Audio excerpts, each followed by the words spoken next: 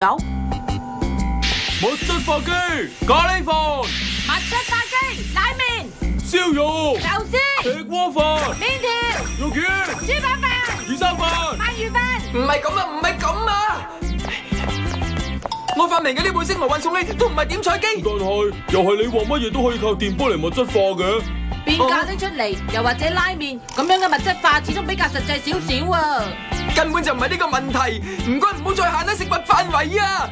唔可以嗌嘢食。切，真係掃興啊！係呀，既然係咁，我就物質化機，我心愛嘅洛克人哥哥。喂，班長，洛克人哥哥，阿茂，原來你哋都嚟咗啊！咩話？原來星河同學好失望啊！你講乜嘢啊，班長？洛克人嘅真身根本就係阿茂嚟嘅。我記得班長你都喺度，應該睇得好清楚噶。冇啊，我咩都睇唔到。星河同學就係我嘅洛克人哥哥，我接受唔到啦。請你聽我講啦，阿茂同學，我諗住研製一款可以普及化嘅星河運送器，所以叫你班同學仔俾啲意見我，但係佢哋根本都唔合作嘅。目的係將電波物質化，但係我嗰把遮仲未曾搞掂喎。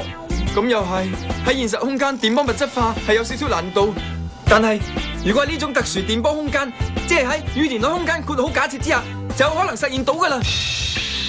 羽田海空間括號假設，羽田海空間括號，假設我哋而家個咁古怪嘅空間啊！哦，物質實體化。哎呀，唔好嚇我哋啦，和洛克！哎呀，俗語都話聞名不如見面，請你哋睇下物質化機雨傘。點咧？哦，係咪好犀利咧？